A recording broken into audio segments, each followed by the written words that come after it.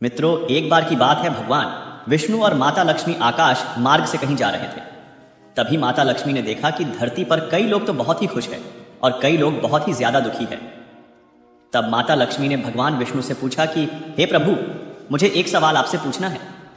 तब भगवान विष्णु ने कहा कि प्रिय, पूछो कि तुम्हें कौन सा सवाल पूछना है।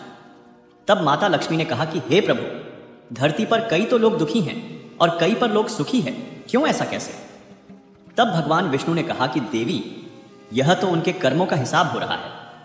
किन्हीं लोगों के कर्मों का हिसाब अच्छा हो रहा है तो कईयों का बुरा हिसाब हो रहा है। तब माता लक्ष्मी ने पूछा कि यह कर्मों का हिसाब कौन करता है और कैसे करता है और किस उम्र में यह हिसाब होता है? तब भगवान विष्णु कहते हैं कि हे प्रिय, मैं आपके सवाल का जवाब है एक कहानी सुना कर दूंगा। आप इस कहानी को बहुत ही ध्यान से अंत तक सुनना, क्योंकि यह कहानी सभी के लिए बहुत ही जरूरी और ज्ञानवर्धक है। तब भगवान विष्णु कहते हैं कि एक बार एक राजा था। अब उस राजा की 2 रानियां थीं। पहले के राजा बहुत सारी रानियां रखते थे। घर में बड़ी रानी की ही मर्जी चलती थी, छोटी रानी की हमेशा आलोचना की जाती थी। राजा भी छोटी रानी से उदासीन रहा करते थे, साथ ही राजा उसको ज्यादा पसंद भी नहीं करता था। छोटी रानी के दिन अत्यंत कष्ट में बीत रहे थे। बड़ी रानी का नाम था सरिता और छोटी रानी का नाम था रमा। छोटी रानी रमा के 2 पुत्र थे, मानव और श्याम। राजा अपने दोनों बेटों का भी ख्याल नहीं रखते। दोनों को ना तो अच्छा भोजन मिलता था और ना ही अच्छे वस्त्र। बड़ी मां की जली कटी बातें भी उन्हें सुननी पड़ती थी। अपने बेटों और खुद का अपमान होते हुए छोटी रानी रमा सब देखती और यह सब सहती रहती थी। पर रानी सरिता को इससे भी संतोष नहीं मिलता था। वह हमेशा छोटी रानी रमा को नीचा दिखाने की कोशिश करती रहती थी। एक दिन क्या हुआ कि दोनों रानियां नदी में स्नान करने गई हुई थी। अब रानी सरिता ने छोटी रानी रमा को अत्यंत प्यार से कहा कि आओ तुम्हारे सिर में साबुन लगा दूं। अब छोटी रानी रमा को रानी सरिता का यह प्यार बहुत ही अजीब लगा। उसने कहा कि नहीं दीदी, रहने दीजिए, मैं खुद ही नहा लूंगी। तब रानी सरिता ने कहा कि नहीं नहीं, आज तो मैं ही तुझे साबुन लगाकर नहलाऊंगी। तब बेचारी छोटी रानी रमा क्या करती? वह ज्यादा जिद भी तो नहीं कर सकती थी, इसलिए वह जाकर उसके सामने बैठ गई। अब रानी सरिता ने साबुन लगाते लगाते उसने चुपके से एक दवा की टिकिया उसके माथे पर डाल दी। दुखियारी छोटी रानी रमा देखते ही देखते एक तोता बनकर टीटी की आवाज करती हुई उड़ गई। अब घर आकर रानी सरिता ने कहा कि छोटी रानी रमा तो नदी में डूब गई। राजा ने रानी सरिता की बातों पर विश्वास कर लिया, क्योंकि उसे रानी सरिता पर बहुत ही ज्यादा भरोसा था। अब छोटी रानी रमा के जाते ही तो मानो राजभवन की लक्ष्मी चली। राजभवन में अंधकार फैल गया। छोटी रानी रमा के दोनों पुत्र मानव और श्याम के दुख की कोई सीमा नहीं थी। उधर तोता बनी रानी उड़ती हुई एक राजा के राजभवन में जाकर के बैठ गई। अब उस राजा की एक सुंदर बेटी थी। वह अपने पिता से बोली, पिताजी, मैं उस सोने को तोते को लूंगी। मुझे यह तोता बहुत ही सुंदर लग रहा है, मुझे यह तोता चाहिए। राजा के आदेश से उस तोते को पकड़ लिया गया और उसे एक पिंजरे में बंद कर दिया गया। अब धीरे धीरे समय बीतने लगा। अब उधर रानी सरिता को 3 पुत्र हुए, लेकिन यह क्या, सभी पुत्र अत्यंत दुबले पतले कमजोर, ऐसा लगता था मानो फूंक देने से भी उड़ जाएंगे। रानी सरिता का तो रो रोकर बुरा हाल था। पता नहीं उसने संतान प्राप्ति के लिए क्या क्या किया था, और अब संतान हुई है तो भी इतनी कमजोर और दुबली पतली। वह बहुत ही मेहनत के साथ अपने पुत्रों का पालन करती रही। वह उन्हें तरह तरह के महंगे पकवान खिलाती, लेकिन वे मोटे नहीं हो पा रहे। दूसरी ओर रानी सरिता छोटी रानी रमा के पुत्रों को ठीक से खाना भी नहीं खिलाती और उनसे बहुत सारा काम करवाती थी, और कभी कभी तो उन्हें एक समय का खाना भी पूरा ढंग से नहीं देती थी। फिर भी वे मोटे ताजे थे। यह देखकर वह और गुस्से से भर जाती। एक दिन की बात है, जब मानव और श्याम पाठशाला से लौटे तो देखा कि उनकी बड़ी मां विकराल रूप लिए हुए बहुत ही ज्यादा गुस्से में बड़ी बड़ी आंखें निकाल रही है और जोर जोर से सभी को गालियां दे रही है और जोर जोर से रो रही है। साथ ही उसने महल के कीमती सामानों को फेंकना शुरू कर दिया। श्याम और मानव ने आज तक अपनी बड़ी मां का यह रूप नहीं देखा था। हाँ, हालांकि उन्होंने उसे गुस्से में देखा था, लेकिन इतना ज्यादा गुस्से में तो कभी भी नहीं देखा था। जब राजा को इस बात की सूचना मिली तो वे भागते हुए आए और उससे पूछा, तुम्हें क्या हो गया प्रिय, तुम इतनी गुस्से में क्यों हो? रानी गुस्से से थर थर कांपती हुई बोली, मेरी सौतन के ये दोनों पुत्र जब देखो मुझे उल्टा सीधा कहते हैं, गालियां देते हैं और साथ ही मेरे साथ बहुत ही बुरा व्यवहार करते हैं। जब तक मैं इनके खून से मैं स्नान नहीं कर लूं, मेरा कलेजा ठंडा नहीं होगा। राजा ने कहा कि रानी यह कैसी जिद है? तब रानी ने कहा कि ठीक है, तो मेरा व्यवहार ऐसा ही रहेगा। यह मुझे कुछ भी बोले और मैं बस सुनती रहूं। आज अगर मैं इनके खून से स्नान नहीं करूंगी तो मर जाऊंगी। राजा ने कहा कि प्रिया रानी शांत हो जाओ, जैसा तुम चाह रही हो वैसा ही होगा। फिर उन्होंने झल्लाद को बुलाया और आदेश दिया कि इन दोनों भाइयों को मारकर इनका खून लाकर रानी सरिता को दो ताकि इसका गुस्सा शांत हो जाए। अब बेचारे मानव और श्याम ने कहा कि नहीं पिताजी, हमने तो कुछ भी नहीं कहा है, जबकि हम तो इन्हें अपनी मां मानते हैं और हम तो इनका अपमान बिल्कुल भी नहीं कर सकते। यह झूठ बोल रही है। तब राजा ने कहा कि चुप हो जाओ, शांत हो जाओ, तुम दोनों बहुत ही बदमाश हो। तभी आज रानी का यह हाल हो गया है। मानव और श्याम का तो रो रोकर बुरा हाल हो गया। कोई उन दोनों पर विश्वास भी नहीं कर रहा था। अब बेचारा झल्लाद भी क्या करता। उसने कहा कि चलो पुत्रों चलते हैं। झल्लाद को तो राजा के आदेश का पालन करना था, सो उनके हाथ पैरों को रस्सियों से बांधकर बलि देने के लिए वह ले जाने लगा। मानव श्याम के चित्कार को सुनने वाला वहां कोई नहीं था। झल्लाद मानव और श्याम को एक जंगल में ले गया। वहां उसके वस्त्र उसने उतरवा लिए और एक पौधे की छाल उन्हें पहना दी। मानव अपने भाई श्याम से बोला, भाई, हमारे भाग्य में यही लिखा था, अब हम दोनों कर क्या सकते हैं? हमारी कोई सुना भी नहीं चाह रहा, और यहां पर वैसे भी हमारा है ही कौन। चलो भगवान के पास में ही चलते हैं, फिर मिलते हैं अगले जन्म में। अब झल्लाद उन दोनों की बातें सुन रहा था और उसे उन दोनों पर बहुत ही ज्यादा दया आ रही थी। अब छोटे बच्चे थे वैसा, रे छोटे बच्चों पर तो किसी को भी दया आ जाती है, तो जल्लाद को क्यों नहीं आती? वो तो बड़ी रानी और राजा ही थे जो उनको उन पर दया नहीं आई थी। जल्लाद ने अब जल्दी से दोनों के हाथ पैर खोल दिए और कहा कि राजा की आज्ञा है। राजपुत्र क्या करता? मुझे माननी ही थी, पर तुम दोनों को मैंने अपनी गोद में खिलाया है। तुम्हारा खून मैं कैसे कर सकता हूं? मेरे नसीब में जो लिखा है वही होगा। तुम चादर ओढ़ लो और इस जंगल से निकल जाओ। कोई तुम्हें राजपुत्र के रूप में पहचान नहीं पाएगा। यह कहकर उसने उन्हें जंगल से बाहर निकलने का मार्ग बता दिया और खुद राजभवन की ओर लौटने लगा। रास्ते में उसने कुत्ते एवं सियार को मारा और उसका खून रानी सरिता को दे दिया। खून पाकर रानी सरिता बहुत खुश हुई। उसने उस खून से स्नान किया और खिलखिलाती हुई अपने पुत्रों को अत्यंत स्वादिष्ट भोजन कराया और खुद भी खाया। मानव और श्याम दोनों जंगल के रास्ते से आगे चलते रहे। अब वो दोनों चलते हुए एक पौधे के नीचे बैठ गए। अब मानव से श्याम ने कहा, भाई, बहुत प्यास लगी है, हम लोग इतनी दूर तक चलकर आए हैं, प्यास के कारण मेरा तो बहुत बुरा हाल हो गया है। मानव ने कहा, ठीक है, तुम यही प्रतिज्ञा करो, मैं देखता हूं कि आसपास कहीं पानी है या नहीं। अब मानव पानी की तलाश में इधर उधर गया, लेकिन एक जगह उसे एक तालाब दिखाई दिया। लेकिन समस्या यह थी कि पानी लेकर जाए कैसे? लेकिन तभी उसे अपनी चादर का ख्याल आया। अगर चादर को पानी में अच्छी तरह भिगोकर ले जाया जाए तो श्याम की प्यास मिट सकती है। यह सोचकर वह तालाब में उतरा। अब जिस राज्य की सीमा के अंतर्गत वह तालाब था, उस राज्य के राजा का अचानक देहांत हो गया। राजा की कोई संतान नहीं थी। समस्या उत्पन्न हुई कि राज सिंहासन पर कौन बैठेगा। सिंहासन को तो खाली नहीं रखा जा सकता। इस पर काफी विचार विमर्श हुआ। अंत में मंत्रियों एवं प्रजा ने मिलकर तय किया कि जिस व्यक्ति के माथे पर तिलक होगा उसे ही सिंहासन पर बैठाया जाए। योजना के अनुसार एक सफेद हाथी की पीठ पर सिंहासन बांधकर हाथी को छोड़ दिया गया। वह हाथी माथे पर राज तिलक वाले व्यक्ति की खोज में निकल पड़ा। इस प्रकार इस क्रम में वह उस तालाब के पास पहुंचा जहां मानव अपनी चादर को पानी में भिगो रहा था। मानव के माथे पर राज तिलक देखते ही सफेद हाथी ने उसे अपनी सूंड से पकड़ा और सिंहासन पर बैठा दिया। अब मानव के सिर पर राज तिलक था जो कि वह उतारना भूल गया था। मानव श्याम श्याम पुकारने लगा, पर सब बेकार। सफेद हाथी मानव को लेकर तेजी से नगर की ओर चल पड़ा। उधर श्याम पेड़ के नीचे बैठा भाई के आने का इंतजार कर रहा था। बहुत देर तक जब उसका भाई नहीं आया तो डर के मारे वह रोने लगा। रोते रोते सारा दिन बीत गया। रात हुई तो रो रोकर वह वहीं सो गया। दूसरे दिन सुबह एक सन्यासी उधर से गुजरा। श्याम को उस हाल में देखकर उसे बड़ी दया आई। उसने उसे गोद में उठा लिया और जंगल में बनी अपनी कुटिया में ले गया। उधर सफेद हाथी मानव को लेकर उस राज्य की प्रजा के समक्ष उपस्थित हुआ। सभी ने नए राजा का स्वागत किया। मानव को राज सिंहासन पर बिठाया गया और राज तिलक कर दिया गया। मानव को कुछ समझ में नहीं आ रहा था कि हो क्या रहा है। उसे रह रहकर अपने भाई श्याम की बहुत याद आ रही। समय बीतने लगा। मानव ने परिस्थिति से समझौता कर लिया। वह कुशलतापूर्वक राजा का राज्य संभालने लगा। अब उसे किसी भी चीज का अभाव नहीं था। उधर श्याम जंगल में सन्यासी की कुटिया में अपने दिन बिता रहा था। वह रोज हवन के लिए जंगल से लकड़ियां चुनकर लाता था, पूजा के लिए फूल तोड़कर लाता और जंगल के कंद मूल खाकर अपना पेट भरता था। कभी कभी वह सन्यासी के पास बैठकर शास्त्रों एवं वेदों का ज्ञान भी प्राप्त करता रहता था। इधर मानव और श्याम के पिता पर देवी आपदा आई, उनका सारा राज्य नष्ट हो गया। राजा सबको छोड़कर अज्ञातवास को चले गए। रानी सरिता की दशा भी अत्यंत दयनीय हो गई। अब उनकी भिक्षा मांगकर जीवन निर्वाह करने की नौबत आ गई, परंतु उसके फटे पुराने कपड़ों को देखकर लोग भी उसे दुत्कार देते थे। एक दिन दुखी होकर रानी सरिता अपने तीनों पुत्रों के साथ समुद्र के किनारे खड़ी थी। अचानक समुद्र की लहरों में रानी सरिता के तीनों पुत्र बह गए।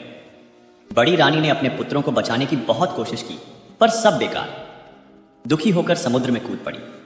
उधर जिस राज्य में छोटी रानी रमा तोता बनाकर गई थी, वहां के राजा की बेटी हंसा अब बड़ी हो गई थी। अब राजा अपनी रूपवती कन्या के लिए योग्य वर की तलाश कर रहे थे, पर वैसा उन्हें उनके योग्य वर मिल नहीं रहा था। तब रानी से परामर्श कर उन्होंने एक स्वयंवर का आयोजन किया। स्वयंवर सभा में अनेक राज्यों के राजपुत्र उपस्थित हुए। राजा ने घोषणा की कि सारे राजपुत्र अपने आसन पर बैठेंगे और हंसा हाथ में माला लेकर सभी के सामने से गुजरेगी। जो राजकुमार उसे पसंद आएगा उसी के गले में वह वरमाला डालेगी। इधर जिस दिन स्वयंवर का दिन आया, उस दिन हंसा ने स्वयंवर के लिए श्रृंगार करना आरंभ किया। उसने बालों का जुड़ा बनाया, आंखों में काजल लगाया, फिर तोता बनी रानी से पूछा, और मुझे क्या चाहिए? तोते ने कहा, मैं अगर तुम्हारी जगह होती तो गजमुक्ता पहनती, परंतु तुम्हारे पास गजमुक्ता न होने से श्रृंगार तो पूरा होगा ही, तुम्हारे पास तो गजमुक्ता है ही नहीं। अगर स्वयंवर में आए हुए राजकुमारों में से कोई गजमुक्ता ला दे तो समझना वही तुम्हारे योग्य वर है। यह सुनकर हंसा ने सारे साज श्रृंगार उतार दिए और घोषणा करवा दी कि जो राजकुमार उसके लिए गजमुक्ता लाएगा उसी से वह विवाह करेगी। अब राजकुमारी की घोषणा सुनते ही सारे राजकुमार गजमुक्ता की खोज में निकल पड़े। राजकुमारों ने सुना था कि सभी हाथियों में गजमुक्ता नहीं होती, समुद्र के किनारे पाए जाने वाले किसी किसी हाथी में ही गजमुक्ता होती है। अतः सारे राजकुमार समुद्र की ओर चल पड़े। समुद्र के किनारे पहुंचने से पहले ही हाथियों के एक झुंड ने उन पर धावा बोल दिया, जिस कारण अनेक राजपुत्रों के हाथ पैर टूट गए, अनेक घायल हो गए और इस तरह सब हताश निराश होकर वापस लौट गए। कुछ ही दिनों बाद यह समाचार मानव बने राजा के कानों तक पहुंचा। उसे राजपुत्रों की दुर्दशा पर दया आई और हंसा के आचरण पर अत्यंत क्रोध आया। उसने निश्चय किया कि वह हंसा के अहंकार को चूर चूर कर देगा। उसने हंसा के पिता के राज्य पर आक्रमण कर दिया। हंसा के पिता की पराजय हुई। मानव बने राजा ने हंसा को बंदी बना लिया। उधर श्याम सन्यासी की कुटिया में दिन बिता रहा था। सारा दिन इधर उधर घूमता रहता और उसका बस यही काम था कि पूजा के लिए सामग्रियां इकट्ठी करता रहता था और रात दिन सन्यासी के साथ में मंत्रों का जाप करता रहता है। उसकी कुटिया के पास एक विशाल बरगद का पेड़ था। उसमें एक कबूतरी और एक बुलबुल रहा करती थी। एक दिन दुखी होकर श्याम उसी पेड़ के नीचे बैठा था। तब उसने उस कबूतरी और बुलबुल को बातचीत करते हुए सुना। कबूतरी ने स्वयंवर की सारी घटनाएं बुलबुल को सुनाई। फिर बोली कि कौन जानता है कि इसका क्या परिणाम होगा। बुलबुल ने कहा कि एक सागर के किनारे एक दूध पहाड़ से खीर सागर में दूध गिरता है। उस खीर सागर में एक स्वर्ण कमल खिला हुआ है। उस स्वर्ण कमल में एक हाथी रहता है, उसी के सिर में गजमुक्ता है। कबूतरी ने पूछा, लेकिन वहां पहुंचेगा कौन? बुलबुल ने कहा, कोई साहसी राजपूत ही वहां पहुंच पाएगा। सारी बातें सुनने के बाद श्याम ने उससे पूछा कि मैं गजमुक्ता लेने जाऊंगा, इस कार्य में तुम दोनों मेरी कुछ सहायता करोगे? कबूतरी और बुलबुल ने उससे कहा, जरूर, लेकिन तुम पहले सन्यासी के पास जाकर उसका त्रिशूल लेकर आओ। फिर बरगद के पौधे के पास जाकर राजपत्र के वस्त्र मांगो, सारी चीजों की प्राप्ति तुम्हें हो जाएगी। श्याम ने सन्यासी से त्रिशूल लिया, बरगद के पेड़ से राज वस्त्र प्राप्त किए और उन्हें पहनकर समुद्र की ओर चल पड़ा। खीर सागर पहुंचकर उसने देखा कि स्वर्ण कमल के बीच दूध की तरह सफेद एक हाथी के सिर पर गजमुक्ता है। गजमुक्ता की रोशनी से चारों ओर उजाला फैला हुआ है। श्याम उस सफेद हाथी की पीठ पर कूदा, जैसे उसने सफेद हाथी के सिर पर त्रिशूल को रखा। वैसे ही सागर, स्वर्ण कमल, सफेद हाथी सब गायब हो गए। वहां केवल एक कमल का फूल खिला हुआ और उसके अंदर गजमुक्ता की माला थी।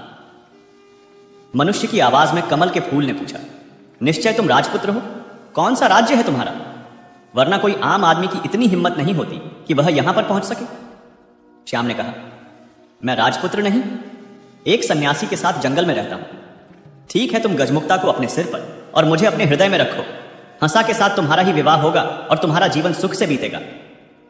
श्याम खीर सागर के बालू पर चलता हुआ वापस लौटने लगा। तभी उसे कुछ आवाज सुनाई दी कि हम लोगों को भी साथ ले चलो। अब श्याम भाई आश्चर्यचकित होकर चारों ओर देखने लगा। उसे आसपास कोई भी नहीं दिखा। वह आगे बढ़ा तो फिर वैसी ही आवाज आई। उसने गौर से बालू को देखा तो उसे लगा कि उसके पैर के पास बालू के अंदर से आवाज आ रही थी। उसने त्रिशूल से वहां का बालू हटाया तो देखा कि वहां 3 सोने की मछलियां थी। उसने उनको पकड़ लिया और अपने साथ लेकर चल पड़ा। इधर मानव बना राजा शिकार खेलने निकला। एक दिन सारा दिन भटकने के बाद भी उसके हाथ एक भी शिकार नहीं आया। थककर वह एक पेड़ के नीचे बैठ गया।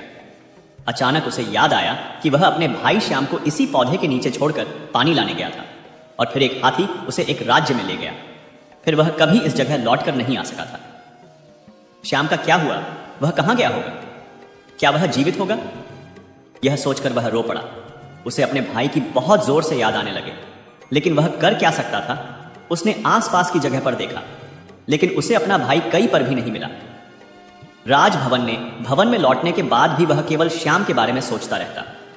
श्याम गजमुक्ता लेकर हंसा के राज्य में गया तो वहां उसे पता चला कि मानव राजा हंसा को बंदी बनाकर अपने राज्य में ले गया है। श्याम सीधा मानव राजा के राजभवन में पहुंचा। वहां राजा के अंग रक्षकों को 3 सोने की मछलियां देकर कहा कि अपने राजा से कहो कि हंसा को छोड़ दे। लेकिन मानव राजा तो अपने भाई के शोक में डूबा हुआ अपने कमरे का दरवाजा बंद करके अंदर बैठा हुआ था। राजा की आज्ञा की प्रतीक्षा में श्याम 7 दिनों तक सिर पर गजमुक्ता रखे राजमहल के सामने बैठा रहा। 8वें दिन मानव राजा थोड़े सामान्य हुए तो दासियां सोने की मछलियां को काटने बैठी। लेकिन उन दासियों को बहुत ही आश्चर्य हुआ जब मछलियां बोल उठी कि हमें न काटो, हम राजा के भाई हैं। अंग रक्षकों ने जब मानव राजा को श्याम की बात बताई तो वे स्वयं राजभवन से बाहर आए। वहां अपने भाई श्याम को देखा तो भागते हुए उसे अपने गले लगा लिया। अब वह दोनों भाई गले लगकर बहुत ही रोए।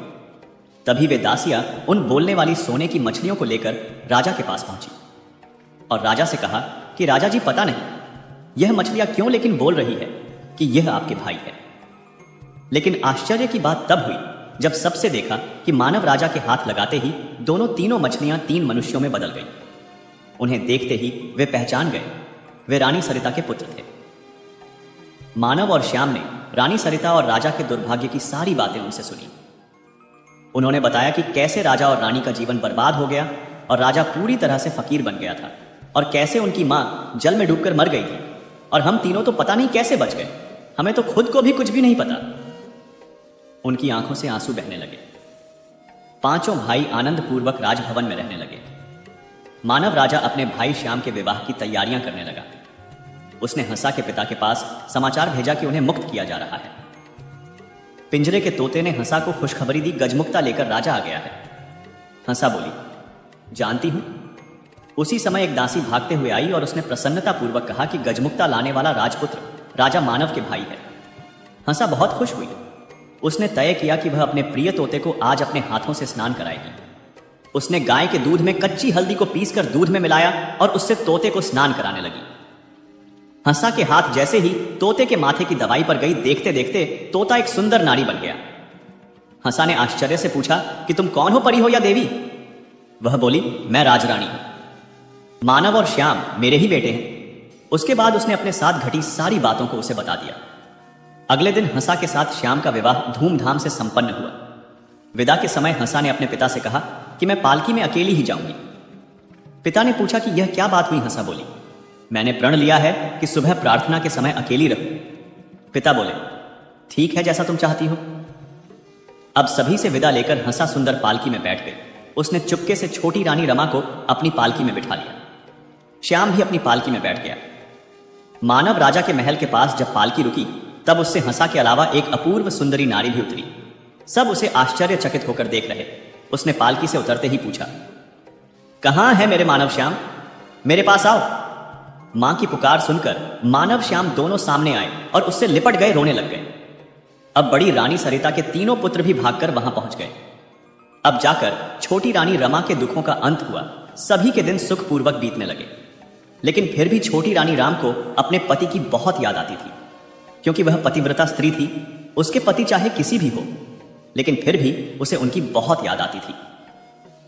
राजा ने उसके साथ में बहुत गलत व्यवहार किया था, लेकिन फिर भी वह राजा को याद करके रोया करती थी। अब उनकी जिंदगी की एक नई शुरुआत होती है, जहां पर एक शक्तिशाली और पराक्रमी राज्य में जहां राजा मानव अपनी प्रजा का प्रिय राजा है।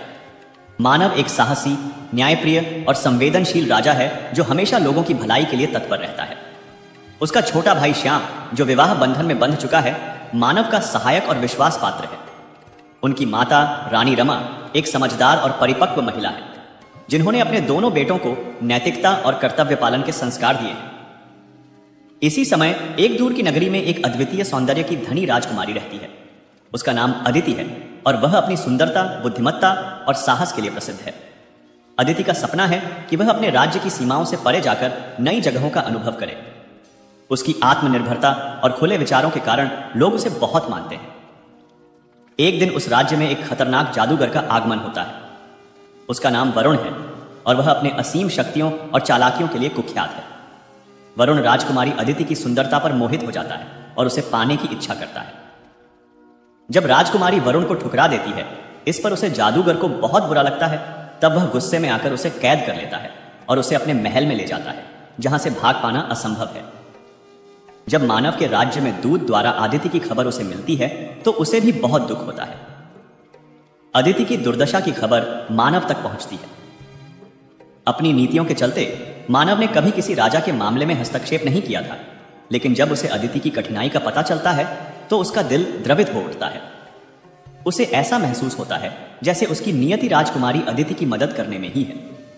वह अपने भाई श्याम को अपने राज्य की देखरेख सौंपता है और अदिति को मुक्त करने के लिए उस जादूगर के राज्य की ओर निकल पड़ता है। मानव को अपनी यात्रा में कई खतरों और परीक्षाओं का सामना करना पड़ता है। जंगलों से लेकर ऊंचे पर्वतों तक मानव अपने साहस और शक्ति से इन सभी कठिनाइयों का सामना करता है। उसे कई जादुई प्राणियों का सामना करना पड़ता है, जो उसे मदद भी देते हैं और कभी कभी उसे चुनौती भी देते हैं। इस बीच वरुण के महल में कैद अदिति भी मानव की यात्रा की कहानियों को सुनती है और उससे प्रभावित होती है। दोनों में आपस में अनजाने में एक प्रेम का अंकुर फूटने लगता है।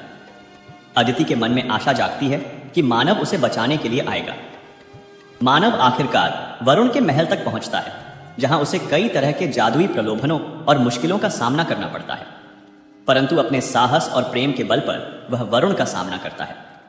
वरुण और मानव के बीच एक रोमांचक युद्ध होता है, जिसमें मानव अपनी वीरता का परिचय देता है और वरुण को पराजित करता है। मानव अदिति को मुक्त कराता है और दोनों के बीच गहरा प्रेम प्रकट होता है। अदिति और मानव एक दूसरे से अपने मन की बात कहते हैं। अदिति को मानव का साहस और प्रेम आकर्षित करता है और मानव को अदिति की बुद्धिमत्ता और सौंदर्य। दोनों अपने अपने राज्य में लौटते हैं और प्रजा के प्रेम से भर जाते हैं। अब राजा मानव अदिति के पिता को अदिति को सौंप देता है। अदिति का पिता इसके लिए मानव का बहुत धन्यवाद करता है, क्योंकि जब से अदिति गई थी उसे राजा रानी ने खाना भी नहीं खाया था और बहुत दिनों से बीमार था। जब उसने एकदम से अदिति को देखा तो वह बहुत ही खुश हो गया और उसे गले लगाकर बोला कि मैं तो मर ही जाता था, तुम कहां चली गई थी? तब उसने पूरी सच्चाई अपने पिता को बताई। अब वह राजा मानव से बहुत ही खुश हो जाता है और मानव को अपना दामाद बनाने की इच्छा से मानव से बात करता है और कहता है कि मेरी बेटी से शादी कर लो।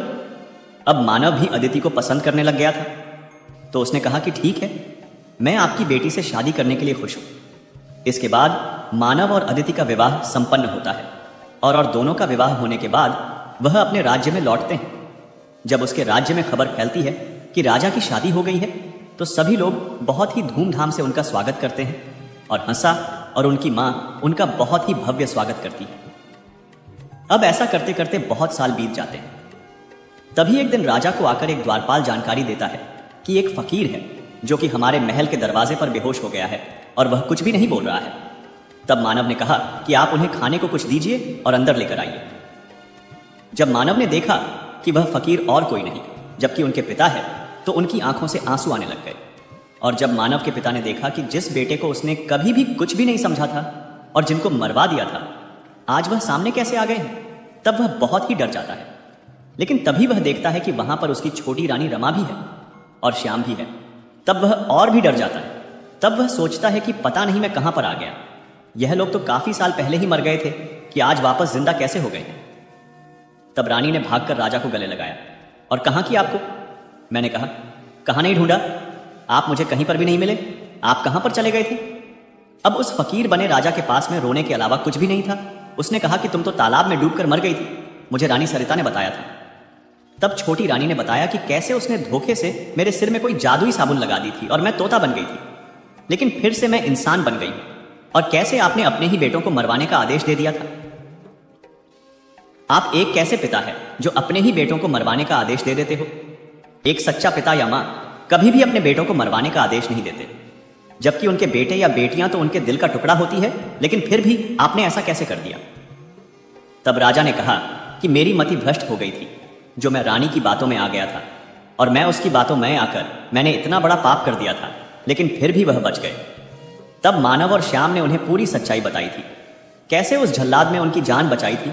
उसकी दिल में भी दया थी, उसने अपने हाथों से हमें नहीं मारा, लेकिन तुम्हारे दिल में बिल्कुल भी दया नहीं थी। अब वह फकीर राजा जोर जोर से रोने लग गया और उसने कहा कि मुझे भगवान भी कभी भी माफ नहीं करेंगे, क्योंकि मैंने तुम लोगों के साथ में इतना गलत किया था। लेकिन कहते हैं ना कि जैसी करनी वैसी भरनी, कर्मों का फल भोगना ही पड़ता है। मैंने और रानी सरिता ने जो आपके साथ में किया था वह हमने इसी जन्म में भोग लिया। आज तक कोई भी कर्मों के फल से नहीं बच पाया है, तो हम कैसे बच जाते? हमने इतने बुरे कर्म किए थे, तभी तो हम कहां राजा से रंग बन गए और कहां आप लोग रंग से राजा बन गए। तभी कहते हैं कि भगवान के दरवाजे पर देर है पर अंधेर नहीं है। तब रानी रमा कहती है कि जीवन में हर व्यक्ति कुछ न कुछ कर्म करता है। भगवान श्री कृष्ण गीता में स्वयं कहते हैं कि कोई भी मनुष्य क्षण भर भी कर्म किए बगैर नहीं रह सकता है। व्यक्ति के कर्म ही उसे ऊपर उठाते हैं और कर्म ही ऊंचाई से उठाकर जमीन पर भी पटक सकते हैं। हिंदू धर्म में माना गया है कि हमें हमारे कर्मों के अनुसार ही शुभ या अशुभ फल प्राप्त होता है। मनुष्य जैसा कर्म करता है वैसा ही फल भोगना पड़ता है। इन फलों का निर्धारण समय खुद करता है, इसीलिए व्यक्ति को सोच समझकर ही अपने कर्म करने चाहिए। कर्म नियमों के अनुसार कर्म का योग ही ईश्वर है। व्यक्ति को ईश्वर से नहीं बल्कि अपने बुरे कर्मों से डरना चाहिए, क्योंकि ईश्वर आपको माफ कर सकते हैं, लेकिन आपके बुरे कर्म आपको कभी माफ नहीं करते। हम अच्छे कर्मों के सहारे स्वर्ग में जा सकते हैं, वहीं बुरे के द्वारा व्यक्ति को नरक की यातनाएं झेलनी पड़ती हैं। जिस व्यक्ति की सोच जैसी होती है उसके कर्म वैसे ही होते हैं। अगर व्यक्ति अपने कर्मों से ही दोस्ती कर लेता है तो वह हमेशा फायदे में रहता है। कर्म नियमों के अनुसार व्यक्ति को हमेशा कर्म करते रहना चाहिए। ऐसा करने से जिंदगी आपको खूबसूरत मौके देती रहेगी। जो नियमों में बंधकर जीवन यापन करता है वह लक्ष्य की प्राप्ति भी करता है। कर्म को यदि हम पूजा बना लें तो बंधनों से मुक्ति भी संभव है। तब मानव कहता है कि कर्म वो आईना है जो हमें हमारा असली चेहरा दिखा देता है, क्योंकि कोई भी व्यक्ति अपनी खूबसूरती से नहीं बल्कि अपने कर्मों से बड़ा होता है। व्यक्ति को हमेशा ऐसे कर्म करने चाहिए जिससे वह किसी के काम आ सके। कर्मों की ताकत इतनी है कि इसी के चलते स्वर्ग का सुख ऐश्वर्य भोगने के पश्चात इंद्र को भी अच्छे कर्मों के अभाव में दोबारा योनियों में भटकना पड़ा था। तब और छोटी रानी राजा से कहती है कि कर्म को प्रधान कहा गया है। किसी प्राणी का जन्म उसके कर्म के अनुसार होता है। लोग कर्म से महान बनते हैं, ना कि बड़े कुल में पैदा होने से। इंसान छोटे या बड़े कुल में जन्म लेने से महान नहीं, अपितु अच्छे कर्म करने से महान बनता है। कभी कभी हमारे बुरे या अच्छे कर्मों का फल हमारी संतानों को भी मिलता है। यदि आपके या हमारे बच्चे स्वस्थ और खुश रहे, हम सभी को अच्छे कर्म करने चाहिए। अन्यथा यमराज इंसान के हर बुरे कर्म की सजा देते हैं, जिसमें बहुत सी यातनाएं हैं। अगर आप ईश्वर पर विश्वास रखते हैं तो आपका हिसाब ईश्वर रख रहे होंगे। यदि आप केवल खुद पर विश्वास रखते हैं तो आपके कर्म आपको याद दिलाएंगे कि आपने क्या अच्छा किया है और क्या बुरा। फिर किसी को हिसाब रखने की जरूरत नहीं। किसान जो बोता है वही काटता है, अर्थात बोया पेड़ बबूल का तो आम कहां से खाए। यह पंक्ति तो आपने सुनी ही होगी। इंसान चाहे कलयुग में हो चाहे सतयुग में, उसे अपने कर्मों का हिसाब किताब तो देना ही पड़ता है। जिसने जैसे कर्म संसार में किए हैं उन्हीं के अनुसार उसे अपने कर्मों का फल भोगना भी पड़ेगा। यही संसार का नियम है। इसीलिए अच्छे कर्म करने तथा बुरे कर्मों से बचने की सलाह दी जाती है। भगवान के घर में देर है पर अंधेर नहीं, ये कहावत हम बचपन से सुनते आ रहे हैं, क्योंकि हमारे बड़ों ने हमें जो बताया हमने मान लिया। लेकिन क्या है इसका सही अर्थ कि आपने अपने जीवन के अनुभवों से सीखा होगा? क्या होता है जब भगवान किसी व्यक्ति के कर्मों के हिसाब किताब पर आते हैं? राजा जी, आपको बता दूं कि एक बार की बात है, दो व्यक्ति मरने के बाद भगवान की अदालत में पहुंचे, जहां उनके कर्मों का हिसाब किताब होना था। भगवान ने चित्रगुप्त को कहा, मृत्यु लोक से इन दोनों व्यक्तियों के हिसाब किताब के छोपड़े लेकर आओ।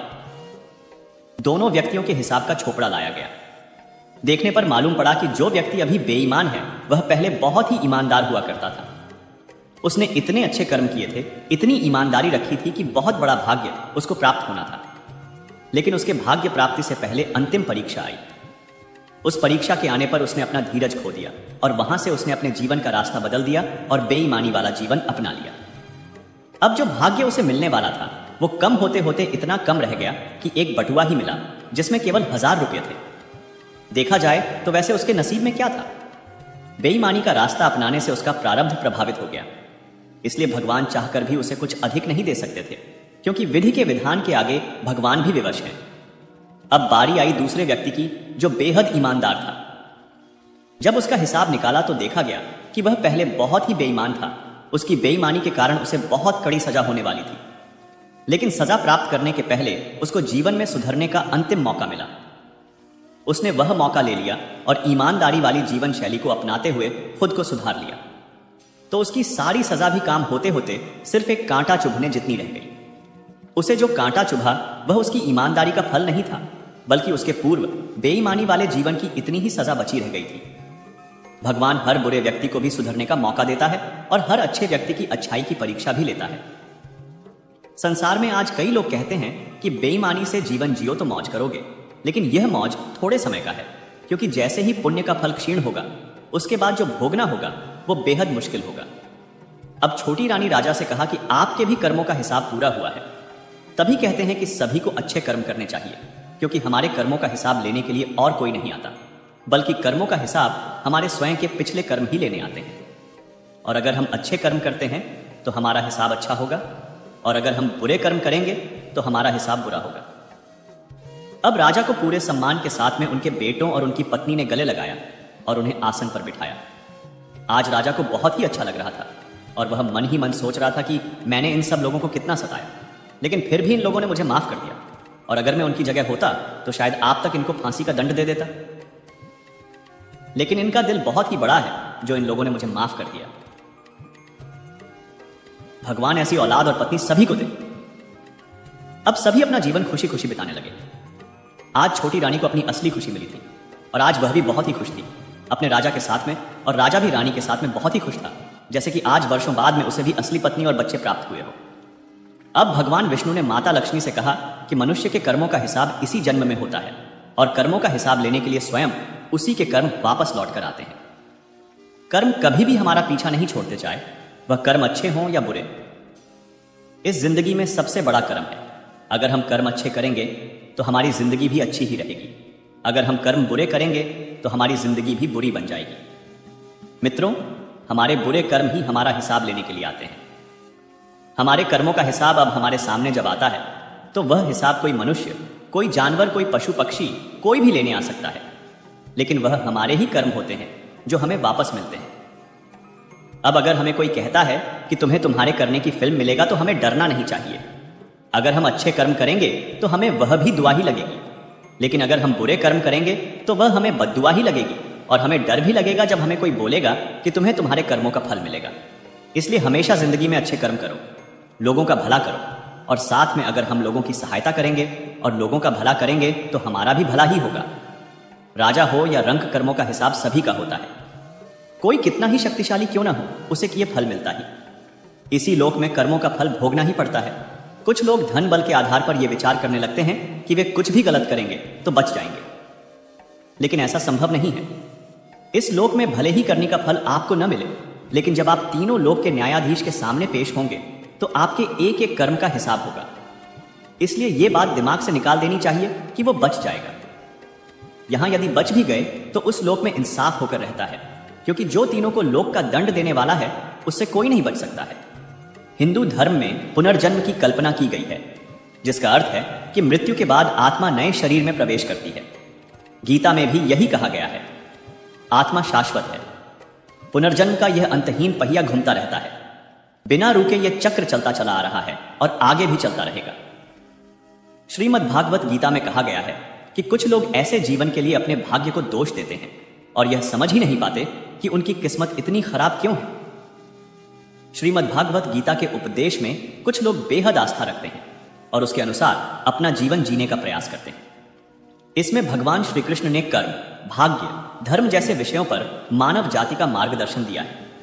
वैसे तो गीता में श्री कृष्ण ने कर्मयोगी होने का उपदेश दिया है, लेकिन कुछ लोग ऐसे भी हैं जो कर्म और भाग्य की प्राथमिकता को लेकर उलझन में रहते हैं और अक्सर भाग्य को सर्वोपरि मान बैठते हैं। इस कारण वो समझ ही नहीं पाते कि उनका जीवन इतना कष्टकारी क्यों है। तो ऐसे में यह जानना आवश्यक है कि श्री कृष्ण ने गीता में इंसान के भाग्य को लेकर क्या कहा है। मनुष्य के साथ जब भी कुछ बुरा होता है तो वो अक्सर अपने कर्म की उपेक्षा कर अपने भाग्य को कोसने लगता है। वह बात बात पर यह कहता नजर आता है कि मेरी किस्मत ही खराब है। वह यह भूल जाता है कि भाग्य का धागा उसके कर्मों से जुड़ा है जिसे वह अनदेखा कर रहा है। गीता में श्री कृष्ण ने भी कहा है कि मनुष्य को सदैव अच्छे कर्म करने चाहिए, क्योंकि कर्मों के क्षीण हो जाने पर भाग्य भी नष्ट हो जाता है।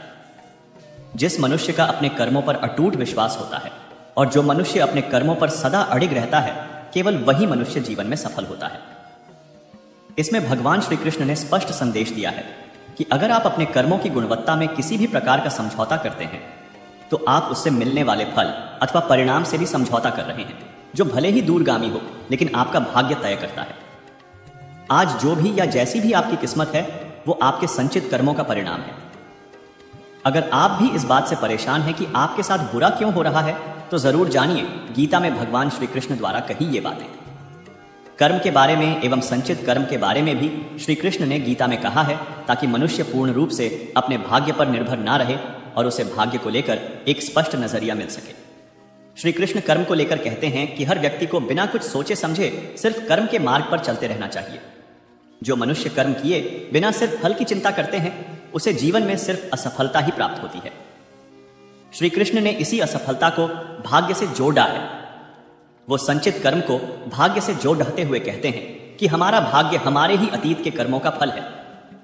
उसी तरह हम आज जो कर्म कर रहे हैं वो हमारे आने वाले कल को निर्धारित करेंगे। इसलिए हमें हमेशा अपने कर्म अच्छे रखने चाहिए ताकि हमें इसका फल भी अच्छा ही मिले।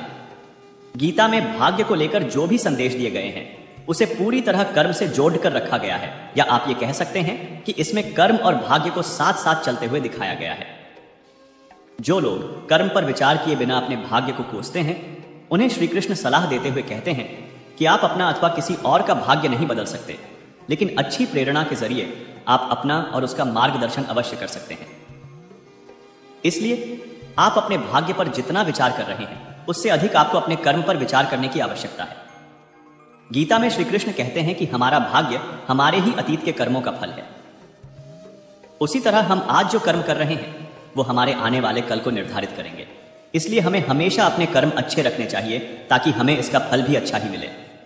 गीता में श्री कृष्ण कहते हैं, उनके कर्जदार और वफादार हमेशा रहिए जिन्होंने आपके बुरे समय में आपका साथ दिया। अंजाम की खबर तो कर्ण को भी थी, लेकिन बात तो मित्रता निभाने की थी। श्री कृष्ण कहते हैं, शांति, सौम्यता, मौन, आत्मसंयम और पवित्रता, ये पांचों चीजें मन को अनुशासित करती हैं। हर व्यक्ति में ये सारे गुण होने चाहिए, तभी वह सही मार्ग पर चल सकता है। गीता में कहा गया है कि आप किसी का भाग्य नहीं बदल सकते, लेकिन अच्छी प्रेरणा देकर उसका मार्गदर्शन तो कर ही सकते हैं। श्री कृष्ण के अनुसार जीवन में कभी मौका मिले तो सारथी बनना स्वार्थी नहीं। अहंकार मनुष्य से वह सब करवाता है जो अंत में उसी के विनाश का कारण बनता है। इसलिए मनुष्य को जितनी जल्दी हो सके अपना अहंकार त्याग देना चाहिए। श्री कृष्ण कहते हैं, कर्म वो फसल है जिसे इंसान को हर हाल में खुद काटना ही पड़ता है।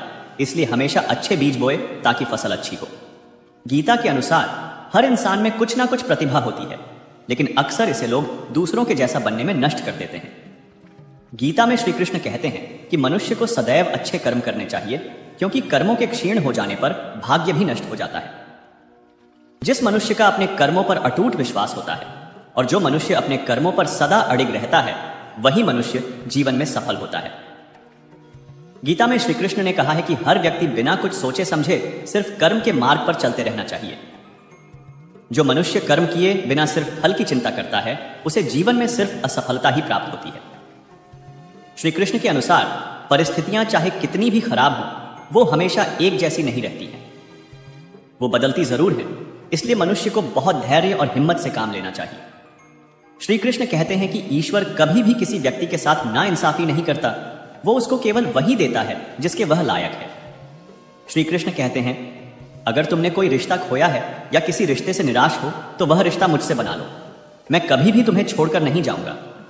श्रीमद् भगवद गीता में श्री कृष्ण कहते हैं कि जीवन में कुछ भी स्थायी नहीं है, इसलिए स्वयं को अधिक तनावग्रस्त न करें। किसी के साथ चलने से ना तो कोई खुशी मिलती है और ना ही लक्ष्य। इसीलिए मनुष्य को सदैव अपने कर्मों पर विश्वास करते हुए अकेले चलते रहना चाहिए। गीता में श्री कृष्ण कहते हैं, दूसरे के कर्तव्य का पालन करने से भय होता है और स्वधर्म में मरना भी बेहतर होता है। श्री कृष्ण के अनुसार हमें दूसरे का अनुसरण या नकल करने की बजाय स्वधर्म को पहचानना चाहिए। दूसरों का अनुसरण करने से मन में भय उत्पन्न होता है। श्री कृष्ण के अनुसार डर हटाने का एक ही उपाय है और वो है अपना स्वधर्म पहचानना और उसमें जीना। मित्रों, अब आप खुद ही देख लो, आजकल लोग अंधविश्वास से भरे वीडियो को तो देख लेते हैं, लेकिन जो बातें आप में बुद्धि और ज्ञान का संचार करती है वो नहीं देखते। जो बातें आपको भीतरी रूप से बदलने वाली है वो नहीं देखते। लोग फालतू के वीडियो डालकर उनमें अश्लील फोटोज डालकर व्यूज और पैसे कमा रहे हैं और साथ में भगवान की फोटोज भी लगा देते हैं। अगर आप उनके फालतू ज्ञान वाले वीडियो नहीं देखोगे तो उनको बढ़ावा भी नहीं मिलेगा और उन पापी लोगों को जवाब मिलेगा कि आप कृष्ण के नाम पर हमें बेवकूफ नहीं बना सकते हो, और श्री कृष्ण के नाम पर लोग उनको सुनकर अपने जीवन में उतार लेते हैं। इसलिए सही ज्ञान को पहचानो, अंधविश्वास में मत पड़ो। सही चीजों को बढ़ावा देना ही आपका धर्म है। हम इतनी मेहनत से श्री कृष्ण और आध्यात्मिक ज्ञान की वीडियो डालते हैं। अगर मैं चाहूं तो मैं भी अश्लील फोटो डालकर पैसे कमा सकता हूं, लेकिन मुझे भगवान श्री कृष्ण की गीता ज्ञान की बातें घर घर पहुंचानी है, ना कि अश्लील फोटो लोगों को दिखानी है। मित्रों, अगर आपको भरोसा ना हो तो आप हमारे सारे वीडियो को देख सकते हैं और कहीं पर भी देख सकते हैं। हमने कभी भी ऐसी अश्लील फोटो नहीं डाली और ना ही लोगों को भगवान श्री कृष्ण के नाम पर कुछ भी गलत बात बताई है। लेकिन जब हमारे वीडियो को लोग कम देखते हैं तो हमारा मनोबल गिर जाता है। लेकिन फिर भी हम सच्चाई के रास्ते से नहीं भटक सकते और हमें सच्चाई पर ही चलना है। भले ही हमारी वीडियो लोग कम देखें, पर हम लोगों को गलत चीज नहीं दिखाएंगे और गीता और भगवान श्री कृष्ण के नाम पर कुछ भी नहीं बताएंगे। मित्रों, अगर हम गलत ज्ञान लोगों को देंगे तो इससे न तो हमारा भला होगा और ना ही लोगों का, तो इससे हमें ही पाप लगेगा। जीवन में सिर्फ पैसे कमाना ही सब कुछ नहीं होता, बल्कि लोगों का जीवन भगवान श्री कृष्ण की कृपा से और उनकी बातों से बदलना चाहिए। हमें गीता को घर घर पहुंचना है, लेकिन यह तभी हो सकता है जब आप सब लोग हमारे साथ हो और आप लोग भी हमारी इस यात्रा में हमारा सहयोग करें और ज्यादा से ज्यादा भगवान की बातों को अपने जीवन में उतारने का प्रयास करें। और अगर आपके मन में कोई सवाल हो, कोई दुविधा हो, तो आप हमें कमेंट बॉक्स में नीचे जाकर पूछ सकते हैं। हम कोशिश करेंगे कि आपकी सभी सवालों का जवाब समय से दे सके। आपने गीता ज्ञान की इस यात्रा में हमारा साथ दिया, इसके लिए आपका बहुत बहुत धन्यवाद। भगवान की कृपा आप पर बनी रहे। अगर मुझसे कोई गलती हुई हो तो आप मुझे माफ कर देना। मित्रों, अगर आपको कोई राय देनी हो इस वीडियो के बारे में या फिर अन्य वीडियो के बारे में, तो आप हमें बॉक्स में जरूर हमसे संपर्क कर सकते हैं और अपनी दुविधाओं हमारे साथ जरूर शेयर कर सकते हैं।